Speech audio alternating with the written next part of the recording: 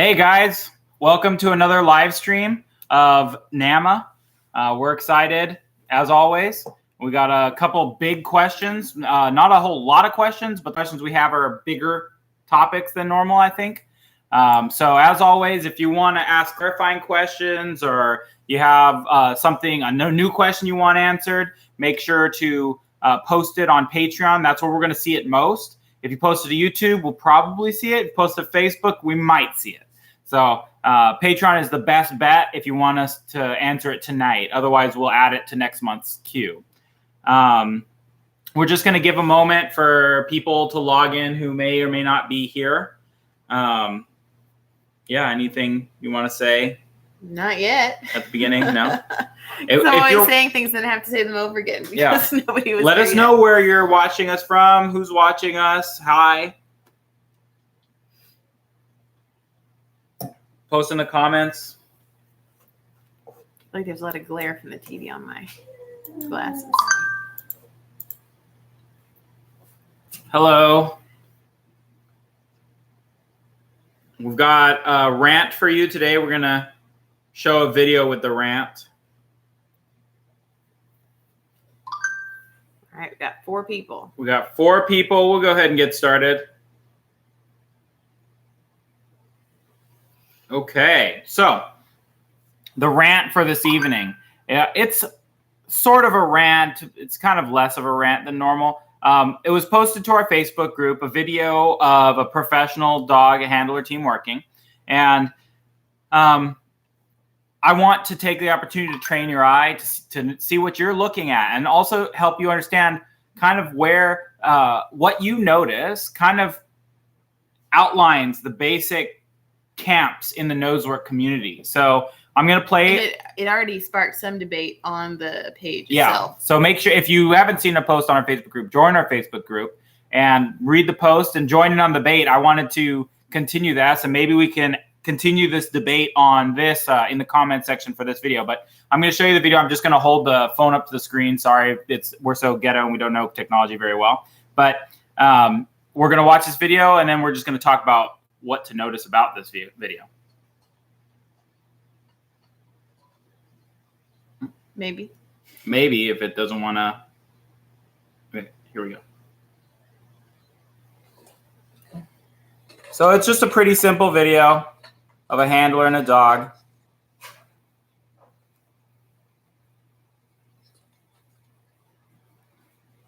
What do you notice as you're watching this?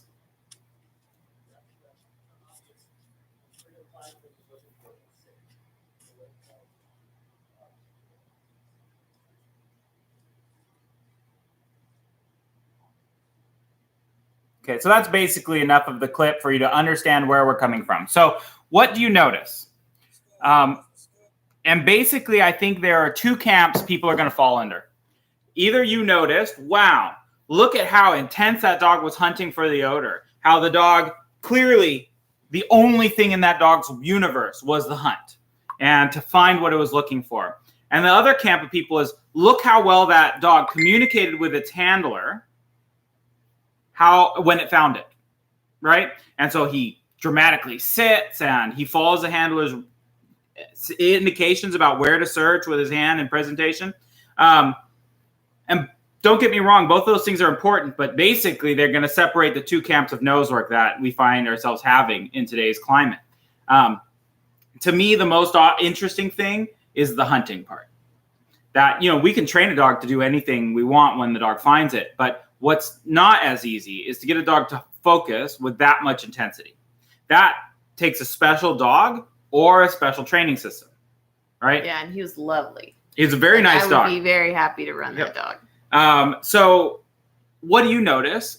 And what do you think is the most impressive part of that search?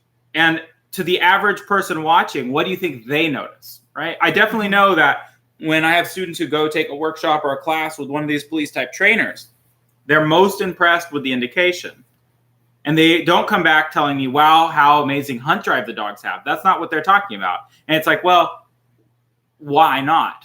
Why aren't we impressed equally by both? I think sometimes it also has to do with what they're used to seeing and what they're not used to seeing. So if they're used to seeing dogs with a lot of hunt drive, but they're not used to seeing a lot of flashy indications, that's what stands out to them a lot. But I also think, like, you hear this from any new person that sees nose work through, people who are very advanced. They love seeing a dog that looks like neon sign obvious when they find odor, because we're lazy. We don't have to make our own decisions or read the dog well. We just want the dog to tell us when they found it in a way that we think is super obvious. Now, of course, they are telling us, and if we train our eye, it's super obvious, but we want shortcuts. So I think that is part of why that's so appealing to people.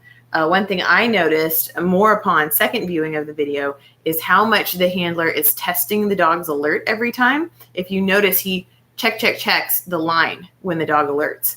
Like, I don't really trust you, so I'm going to make sure that you're really alerting on this. I don't know if it's a trust issue. I think it has more to do with that's the training procedure. Right. You always test the dog when they find it. I agree which I think is important to developing a truly strong alert, is that you routinely test the dog in training and in trial. Less in trial than in training. Because this is not a real search. This is clearly a stage search for a demo. Yeah. And so this is a training for them. Well, and I agree that he's doing it because that's the training scheme for them. But the way it looks to me, like if I was in the audience there watching it, that looks to me like testing the dog over and over again, which to me visually, like aesthetics wise, is not what I like to see in an alert. I like to see the dog alerts, the handler believes them and takes it. Yeah, absolutely. So here it was the debate, and that I'd like you to continue this debate here if you're interested. So presentation. Presentation means, I guess the simplest term would be the handler influencing where the dog searches, right? So the debate is, one, is there any value to presentation? Two, is it possible to not present? Right? And are there certain ways of presenting that are better than others? And if so, why? Defend your point of view. Presentation, is it good or bad? Doesn't matter how you do it. Doesn't matter when you do it. All of these are interesting questions that are debated amongst dog trainers themselves. Mm-hmm. So got a couple interesting questions already about this. How much independence in hunting do you think the dog has? That's a little bit hard to tell from the video. We don't get to see the dog really stretch its wings, but from the look of the dog, I'll make a prediction that you let that dog off leash and he'll find every odor in a 10-mile radius. Yeah, he looks very driven. Yeah. I think the leash at this point is not, it's only holding the dog to focus on this area. If he couldn't work off leash because the dog would run and keep hunting in a big area. Well, that was my comment on Facebook, was that other things I've seen from kind of professional detection handlers, when they are really tightly controlling and presenting, especially containers with these high drive dogs, it's to contain the dog, to force them to check one thing at a time, because the dog left to their own devices, at least in their mind, would just go too fast to settle and work things, which I think, like for me in canine nose work, is a training issue. If my dog is blowing past stuff because they're too over aroused, I want to train that, not control the dog. But it's an interesting point that I think we don't often think about when we are talking about presenting. Right. And that's the other thing is, in my opinion, presenting in this scenario is used because the dog's so independent. Whereas in the sport world, I see a lot of people presenting with dogs who have no independence. Mm-hmm. And so they never have a chance to grow that independence the way we'd like. So if you use it to balance a dog out, that's a whole different thing than using it to make up for a dog's weakness. Yeah. Right? Yeah. Even though still I want to balance my dog as much as possible, like balance my dog themselves instead of being the balance point for my dog. We got a couple more people watching. So hi guys, say hello on Facebook or Patreon or YouTube. If you have a question for us, posting it on Patreon is the best way to make sure we see it and answer it tonight. We will go over the Facebook posts and all of our notifications and add any questions later for next month. So going through some of the rest of the discussion on this video, is the testing a cue or a clue? Do they do it outside of the alert at source? I use cue a little differently, so I'm going to ask you to define your term a little more clearly. From my background, a cue is anything that unintentionally changes the behavior of the receiver, and a signal is everything that intentionally changes the behavior of the receiver. So, for example, if I say stop, that's a signal because I'm trying to intentionally change your behavior. If a rain cloud comes overhead and it makes you pick up an umbrella, that's a cue because the rain cloud didn't intentionally change your behavior. In dog training, cues, we use the cue term to mean things that you don't know that you're doing that cause your dog to change their behavior. Like putting shoes on when you're going for a run. Exactly. Your dog starts to react to you putting shoes on. We had this problem the other day with Natalie. She was putting our shoes on and her dog started barking. Yeah. Like, why the heck is she barking? Oh, it's a cue. It's an unintentional cue that we weren't aware of. This happens all the time in nose work, and you have to be very aware of cues. In fact, we should have a whole video topic on cues versus signals in nose work and watch some videos of dogs falsing due to cues. Yeah, that'd be a good one. Yeah, so the testing is a couple things. It can be used in a lot of different ways, just like food can be used in different ways, right? Food can be used as a lure, as a bribe, as a distraction, as a reinforcer. It can be used in a lot of different ways. Same with presenting or testing the dog, challenging the dog. It can be used as a reinforcer, a negative reinforcer. When I release the test, it's a negative reinforcement. It can be used as a punishment. It can be used as a signal to the dog to alert, right? That's when it's done worst. When I see police trainers do this kind of training, they tend to present everything unilaterally, like everything gets presented, not just the odor. So I tend not to think it's a clue. Although what we were talking about earlier with cues, it might not be so easy to know that you're doing something slightly different when the dog's on odor. And that could become a clue to the dog. So that's a danger. But that can happen regardless of whether or not you use your hand to present, because we are using our body to present no matter what. Yeah, and just briefly watching this video, not seeing more and not looking in that much detail, it does look like the testing is happening after the dog. He knows that the dog has found the odor because he's seeing all the things the dog does before he sits, and then he's testing him kind of as and after the dog sits. Yeah. But it's hard to say not knowing, more about the team, of course. Absolutely. Here's another comment on that. Last weekend at Elite Trial, someone said they would point stuff out to the dog if there was a known number of hides and time was almost gone. Here's my rule of thumb for that kind of stuff, because to me, that's absurd. That's absolutely absurd. One, either your dog searches better when you point stuff out to them, or they don't. It doesn't matter if there's 30 seconds left on the clock or not. Okay, your dog works better one way or the other. If your dog works better when you point stuff out, you should do that the whole search. If your dog works worse when you point stuff out, you shouldn't do it because of time pressure. Okay, can pointing stuff out to the dog help you find a hide you missed? Yes. If you're lucky and you happen to point out the right thing. Can it cause a false alert? Yes. It's more likely to cause a false than to not miss a hide. Can it cause your dog to miss a hide they would have ordinarily gotten? Yes. So to me, there are more downsides than there are upsides to dramatic presentation. Again, I don't believe you can avoid presentation. Even having the dog on leash is a presentation because you're limiting where the dog can search and where the dog can't search. Yeah. And in general, anything we do when we're freaking out at the end of time is, anything that we're changing from earlier in the search is probably going to mess us up. Absolutely. Here's another comment on that. Was the handler inadvertently jazzing the dog up by frantically presenting the items? I don't think that's inadvertent. They want drive in their dogs. So I definitely think presentation, right? You guys know my basic drive building exercise is me running around presenting the search area, right? I run around and pretend to hide stuff all over the place. That jazzes the dog up. This is how I generate hunt drive. So they're basically doing that for the dog every single search. I think you can carry that hunt drive over without the handler help at some point. You wean them off of it and let the dog hunt on its own. But there may be something to be said for the hunt drive that's built by letting the dog see you touch things, and maybe the dog thinks he's hiding things. Yeah, I don't know. That being said, if you start touching everything in your NACSW trial search, you're probably going to get faulted. Yeah, you could get faulted for contamination of the search area. I've seen it.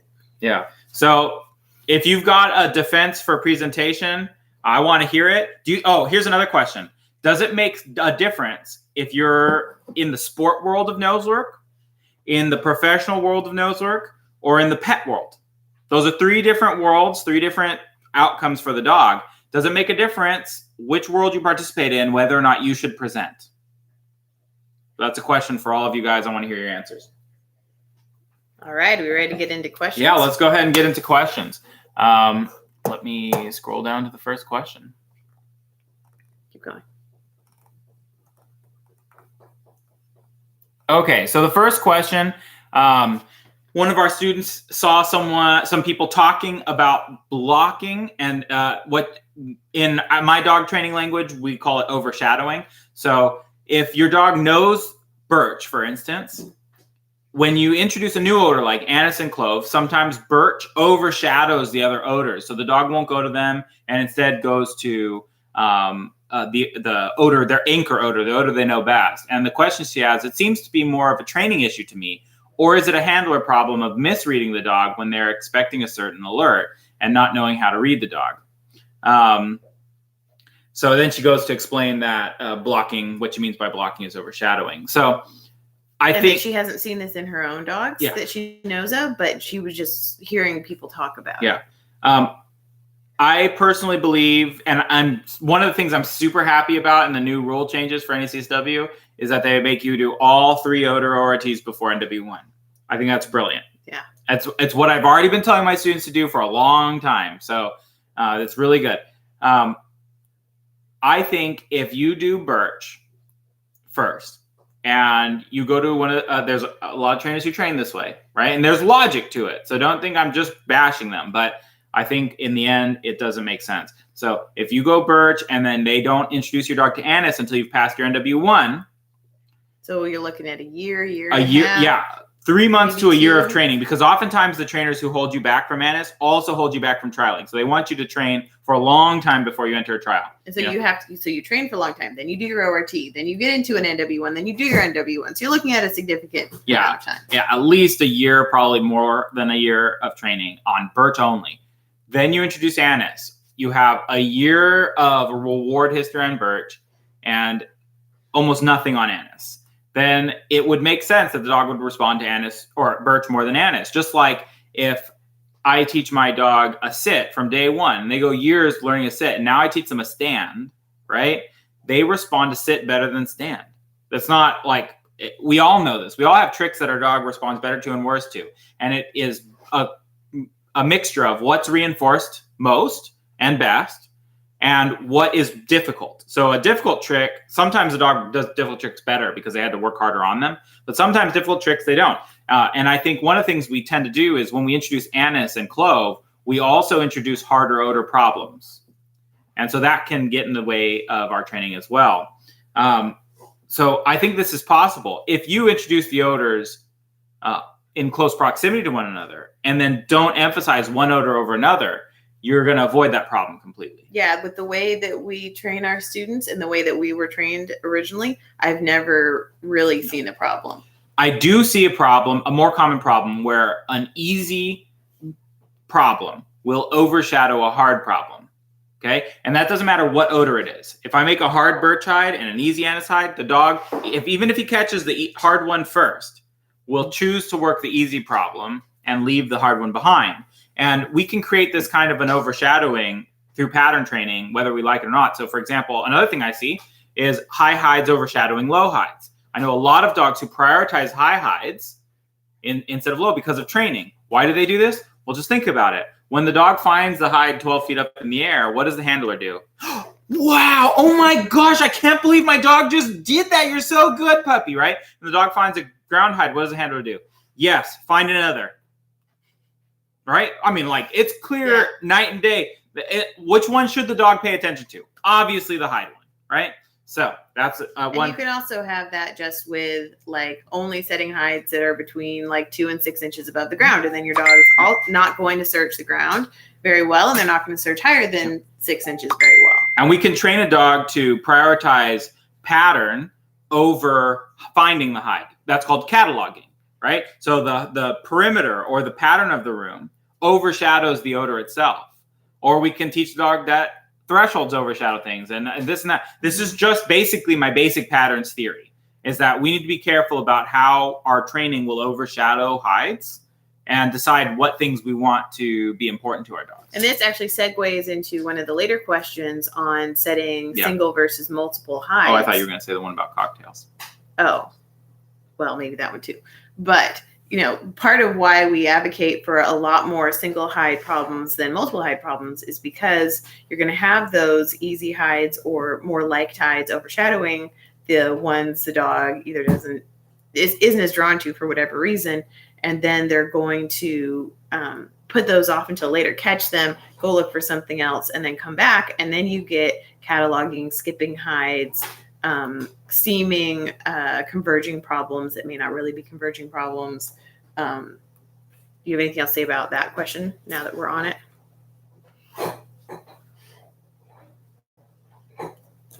Yeah, I think I'm a big fan of single hide searches. I think probably just what you just said, multiple hides are going to encourage hunt drive, but at the expense of odor obedience.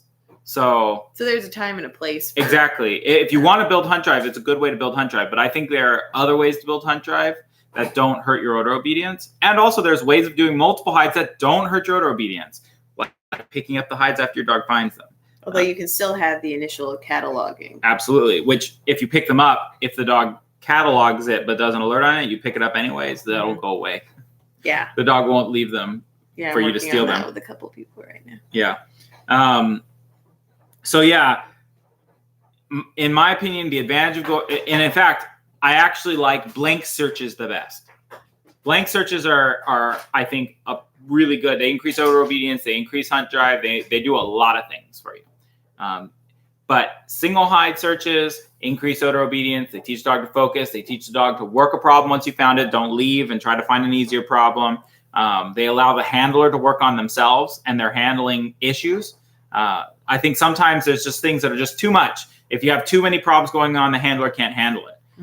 Or they have a hard time knowing, do I want to let my dog go on to the next hide, or do I want to hold because I know that they're already working on something? Yeah, absolutely. All right. Next question. Yeah, sure. So this was a comment I got from someone, and she asked me if I knew any articles about it. I couldn't find anything. I asked a few of my trainer friends. So I might end up writing something on this. It might become a rant as well. But basically, there's this myth in the dog training world that doing nose work will teach your dog to be unfocused in other dog sports. You can't do agility and nose work because then the dog's going to sniff all over the agility course. Like, that's absurd. First off, I have multiple dogs who compete in multiple sports. My husky, does agility. She's at the excellent level. She's an amazing agility dog. I really like her. And one of my students she never stops and sniffs. No, never. No.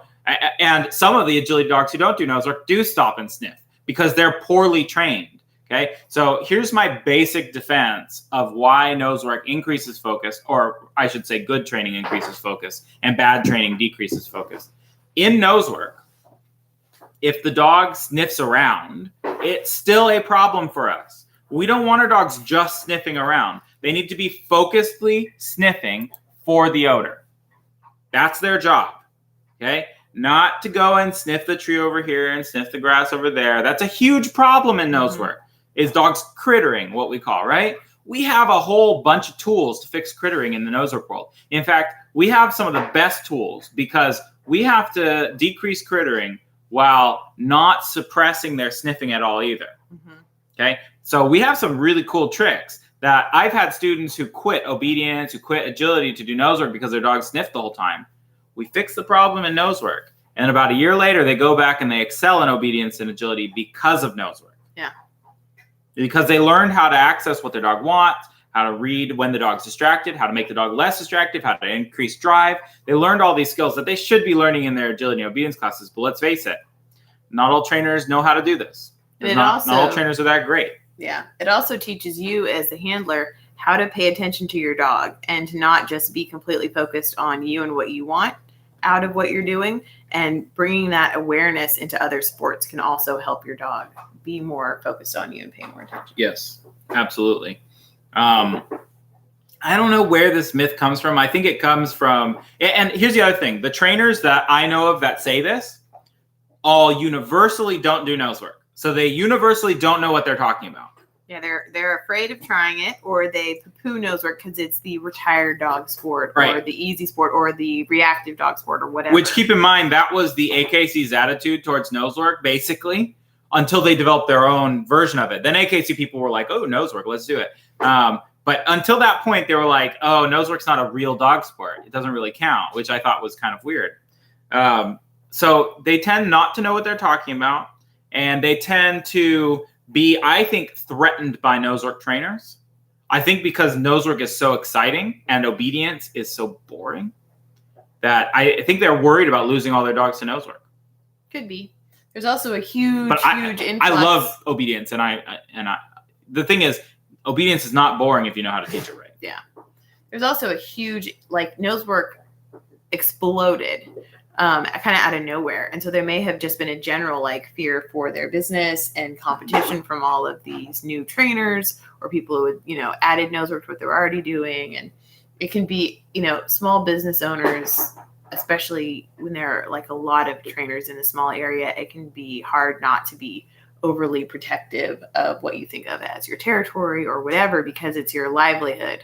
And so I think people struggle with that. Well, and that's something that needs to be addressed in the general dog world. And maybe I should address this on my Dog Jitsu page, but the lack of collaboration between trainers and the undermining of other trainers in the community, it's really nasty in the dog world right now. And people shouldn't be threatened. There's more than enough dogs to go around for all the trainers. And we should have good relationships with the other dog trainers in and around us. And we shouldn't dismiss new dog trainers who don't know what they're doing. We should be building them up so that they become better dog trainers, because they're going to become better dog trainers. Yeah. We were all crappy dog trainers at one point, and we all had someone that helped us. So yeah, and we also, we should do what we excel at and not try to be the answer to everyone. Some people should train with someone else.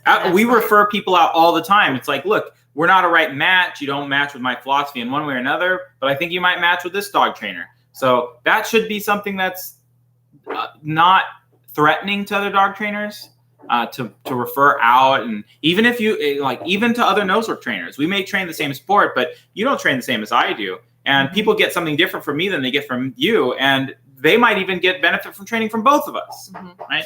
Sometimes that can become a conflict if we're telling people opposite things and then they get confused, but that's another issue. Yeah. Bit of a tangent. Yeah, absolutely. Yeah, it's easy to get on tangents. So hi, a couple extra people who joined in. Make sure to say hi. Let us know where you're watching from. And feel free to ask any clarifying questions while we're going. You want to delete that question? Yep. Okay, let's skip that one and go to the next one. Okay. So I've given Quinn the summer off for competition and training due to both the heat and his loss of drive. Are there trials? There are trials coming up in November that she wants to try for. What are your recommendations for getting the dog back into the game after an extended break? That's a good question. And it depends on a lot of different factors. Like the fact that you mentioned a loss of drive is significant. So in that case, the way you wake the dog up is you go back to your foundation completely, right? Rebuild from scratch. Week 1 of nose work. Yep. The only difference is you might not go back to primary. You might start it with odor, but you still do the exercises of week 1. So go back to my starting from scratch videos. Do each lesson, just like we did it with catfish. We also have that. What's that one called with Buster? How to get your dog crazy about hunting. Yeah. Yeah, I think it's called something like that. Watch that and go through your foundation, right? For most dogs, you don't need to do much. Just set some searches. Yeah, they don't forget it. You just want to make sure that they have a hugely positive feeling about nose work, especially if you're heading into trial. So, super generous, rewarding. Yeah. I know you're working on both food and a toy. So incorporating that, working on your toy play and, him understanding that in nose work, because you haven't been doing that for a very long time in nose work. Yeah. I would not do hardly any blind at all. No, definitely no blind searches. Blind search is not valuable anyways, but that's another question. If drive is your issue, then you focus on drive. So toy play. Just start playing with the toy regularly until you can get that toy drive back. Definitely don't set a search unless you know that the dog wants what you're going to offer him. If you know that he wants the food, you know that he wants the toy, then you can do it. But if you're not sure if he's going to play with that toy or if he's going to take a treat, don't train. Don't train. Trust me on that. It's not worth it. Get the dog hungrier, get the dog more playful, and work from there. Another thought. What was it? Oh, and if you're working with other people, like, if you go to practice groups or whatever, just be careful what you run your dog on. Yeah. Watch some other people run it first. Make sure it's the kind of hides and the kind of setup you want your dog working, accessible, driving to source, all that stuff. It's, in my opinion, it's fine to set stuff that pretty much anybody has set. Fine to run stuff pretty much anybody has set, as long as you know what they set and you're good with those hides in that area. So I wouldn't just, there are very few people I would hand odor over to and say, set me a search and run it blind. Absolutely. Like a handful of people. Less than a handful. Yeah. One more thing I would add to that is that even during the summer, when you're taking, say, a break from competing and from maybe doing nose work, you shouldn't take a break from training. That you should continue to train, and maybe you just train indoors, and maybe not even nose work, but you keep maintaining your drive. You shouldn't take breaks from working with your dog. They should be maintaining their drive throughout the summer. Not to mention, if they don't, they're going to gain all this weight, and they're going to be all confused, and because they're be obnoxious because they have too much energy. Absolutely. So maintain that throughout the summer. Find something to do to keep the dog conditioned, to keep hide the dog his toy. Yeah. And it doesn't have to be nose work. Like I said, it could just be making him work for his daily meal, which is what I do with my dogs. It could be hiding his toy. It could be just playing with him 5 minutes a day in the living room, something like that. Definitely keep up the work over the summer, and don't, if you do that, then there's nothing you have to do different, because then the dog hasn't lost any drive over summer. Yeah, and that being said, little breaks are good. Making sure your dog isn't worked constantly, which, most people take at least some breaks. But, I have an online student who's getting ready to take a month off because they try to do that regularly for their dog. And I think that's a good thing. I've seen a lot of benefit with my own dogs of taking a little chunk, 2 to 4 weeks off. Especially if they're dogs that do, 3-4 classes a week or something like that, nose work, agility, all these different things, it adds up. Yes. And so just having that sort of decompression time, especially for the more physical sports, but even nose work as well, they come back with even more enthusiasm for it. Yeah. And with your dog, I would expect a lot of enthusiasm because he's been away from it. Yeah, me too. All right, next question. So this is the question I was talking about earlier. What do you think about introducing odor using a cocktail rather than birch or a single odor? That's our new boredom train trying to scratch a bed out of the bottom of her crate. But there we go. There isn't a lot of research on this. This is what I've been told from other people. I know, and here's the other thing, anecdotally, I know dogs who have done both and who are fine, who have been introduced to an anchor odor and then added other odors, and who have been introduced to cocktails. They end up just fine. I think what matters is that you expose the dog to both at some point, because the dog is going to have to compete on both. There is a view, I learned this from Fred, whose book we're reading in the book club, that sometimes if you introduce the cocktail, the dog doesn't learn to isolate the odors individual from one another, and then won't alert on them because they alert on the cocktail only. Mm-hmm. And I think for him, that perspective comes from the way they intro drugs sense as well, right? Yeah, well, maybe, I don't know. So the thing is, you end up having to introduce the odors twice as a cocktail, and then you have to reintroduce them as single odors. If you do the reverse, you introduce the single odors to the dog, then when you put them in a cocktail, it's like the dog got hit by a triple odor. Like, oh my gosh, you don't have to reintroduce the cocktail. The dog says there's 3 cues in here. It's kind of like teaching the dog a sit hand signal, and then a sit verbal command, and then a sit leash command, right? And then you do all 3 at the same time. It's like a mega sit command, right? Whereas if I teach all 3 at the same time, which is most people do, then when you take the person's hands away and they just give the verbal sit, the dog doesn't respond. Yeah, and I mostly do single odor hides. And I don't think I ever see issues with cocktails with those dogs that mostly, 90% of the time do single odor. No. I don't even like with my own dogs that are, have been competing, through NW3 and into Elite and even Summit, for years. I really almost never do cocktails, and I've not had a problem with it in trial. I think people, because we can convince ourselves of almost anything, that we make up these weird ideas about, when you do multiple hides, you shouldn't do them all of the same odor. It's like, why? We didn't have trouble in the food stage just at all hot dog hides. Yeah, dog I do all getting confused about that. Very regularly. Exactly. But we think it should be harder for the dog because that's what makes sense to me. It's like, no, it doesn't work that way. Dogs in the field don't have trouble with multiple bird hides. Yeah, sure, they might get caught in a converging, but it doesn't matter. It doesn't make a difference if it's a pheasant over here and a quail over here, or two quail or two pheasant. It doesn't make a difference. The dog knows there's two birds. He doesn't know which one to go to. And if I have a cocktail out there, the dog isn't going to be confused to think, there's 3 hides. Cocktail, do you mean all odors in the same scent vessel or in separate vessels in close proximity? I've seen people do cocktails both ways, but basically it's one hide. And hide is a conceptual thing for us. Basically they're in the same spot. So this is the same hide. Is this the same hide?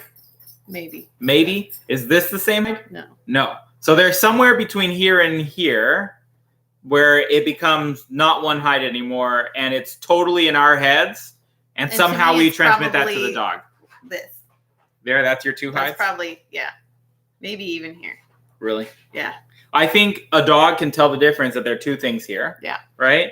But I also think that for all practical purposes, in a trial in competition, or in competition, that the dog isn't going to tell you how many tins are there. And even if they did, you wouldn't be able to read it. But to me, I actually define it as cocktail is multiple odors in the same scent vessel. And that even, I think, chemically may change the odors a little bit because they're all physically together and touching, maybe. Well, some people I don't argue think that. We can say that. Some people argue that. And I don't call it a cocktail when I have 2 scent vessels of individual odors right next to each other, but I mostly don't call that anything. I call it, I put, there are 2 tins there. I call it an odor bomb. Yeah. when I have a stronger concentration of odor than average. Right. And if I put 2 tins next to each other, maybe they're both birch, maybe one's birch and one's clove, you know, it doesn't really matter to me, but I don't really I tend not to overthink these things. That as a cocktail. When I say cocktail, I really mean I put birch Q-tip and clove Q-tip in the same container. I would call that a cocktail, provided the 2 tins were different odors. If they're the same odor, then it's not a cocktail. Yeah. But yeah, I just don't. That's how I would call use the it term. anything. So. Okay. All right. Next. Okay, so a nosework account I follow on Instagram posted an interesting idea, saying to compete against the CO and judges. I'm interested in what you think of the tip. I'm not sure trying to anticipate the CO and judges would be productive. In one of my trials this year, the interior search was immediately followed by an exterior search. The hide was on a kiddie chair inside a classroom and a kiddie chair that was placed outside. When my dog alerted on the chair, in my mind, I almost didn't believe my dog because I thought, really? They placed it on the same object as in the last search? But the last sentence does say to be aware of the trial rules, which my last trial would have been useful to know that in NW2, they don't place hides closer than 2 feet. Scroll down a little bit more because I included their post, which I'll add to the comments or the description. Yes, it's not that long. Okay. So delete the first half of the question. So this theory uses the basic requirements of hides, and in particular, the need for reference points to identify possible hide locations. Once the search area has been identified, viewing the ground from the enemies in the sport of scent work community, the enemy can be the CO, hide steward, or judge viewpoint. You can then select likely reference points and associate potential hide sites to help focus your search efforts. And Natalie doesn't like this, apparently. The principal focus is the idea that no matter what the level or how complex the training problem or trial element, certification/validation, or ORT may be, someone has to